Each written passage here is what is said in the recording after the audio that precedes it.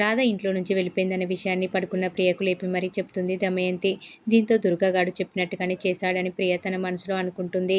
ఇక ఇంట్లో వాళ్ళే నీ పెళ్లి చేస్తారని ప్రియకు దమయంతి చెప్తుంది. రాధ ఎక్కడికి వెళ్ళిందో, ఎలా ఉందో, ఏమైపోయిందో అని సునంద నందకుమార్ బాధపడుతూ ఉంటారు. రాధ ఏమైనా అఘాయిత్యం చేసుకుందేమో అని సునంద కంగారు పడుతుంది.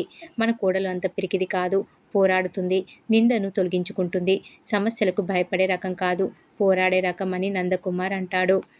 రాధ ఇంటికి వెళ్లేందుకు పద్మ సారెను రెడీ చేస్తుంది. ఇక ఇంతలో విక్రమ్ వచ్చి రాధ గురించి అడుగుతాడు.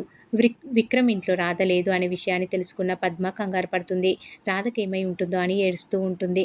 ఇక విక్రమ్కి రాధను దుర్గ ఎత్తుకెళ్ళి ఉంటాడేమో అని అనుమానం వస్తుంది. అంబులెన్స్లో రాధని దుర్గ ఎత్తుకెళ్తూ ఉంటాడు. రాధ ఎంత ప్రయత్నించినా తప్పించుకోలేకపోతుంది. నాలా ప్రేమించేవాడు ఉంటాడా?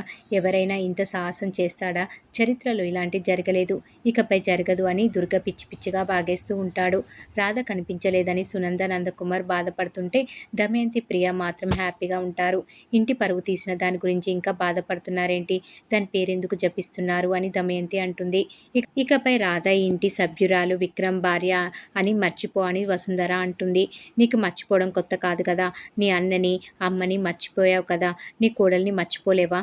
నీ కోడలు ఆ దుర్గగాడి దగ్గరికి వెళ్ళి ఉంటుందని దమయంతి పచ్చిగా వాగుతూ ఉంటుంది. ఇక మరోవైపు దుర్గ మళ్ళీ పెళ్లి చేసుకుందామని రాధతో దుర్గ ఇష్టం వచ్చినట్లు వాగేస్తూ ఉంటాడు. ఇక దుర్గని రాధ చెంపలు వాయిస్తూ ఉంటుంది. అయినా దుర్గ మాత్రం మాటలతో రెచ్చగొడుతూనే ఉంటాడు. విక్రమ్ నన్నేమీ చేయలేడు, వాడి దగ్గర నుంచి నిన్నే ఎత్తుకు వచ్చాను కదా, కనీసం నువ్వెక్కడున్నావు కూడా వాడికి క్లూ దొరకదు అని దుర్గ అంటాడు. ఇక ఇంతలో పద్మ కూడా విక్రమ్ ఇంటికి వస్తుంది. మరి రాధ ఎక్కడ అని ఇంట్లోని వాళ్ళందరినీ పద్మ అడుగుతుంది. ఏమైందో చెప్పండి అని పద్మ అడుగుతుంది.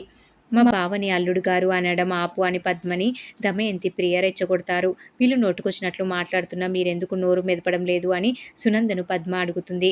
వాళ్ళు నోరు ఎత్తరు, మీ కూతురు చేసిన పనికి ఎత్తలేరు, మీరంతా కలిసి వేసిన పథకమే కదా అని దమయంతి రెచ్చగొడుతూ ఉంటుంది. ప్రియ కూడా అవే మాటలు మాట్లాడితే పద్మ ఆగ్రహిస్తుంది. మీ రాధ ఆ దుర్గగాడితో లేచిపోయింది అని దమయంతి ప్రియ అంటారు. దీంతో పద్మ ఆగ్రహిస్తుంది. ప్రియ మీదకే చేతిని ఎత్తుతుంది పద్మ. నా కూతురు మీదకే చెయ్యెత్తుతావా అని పద్మ మీద దమయంతి ఫైర్ అవుతుంది.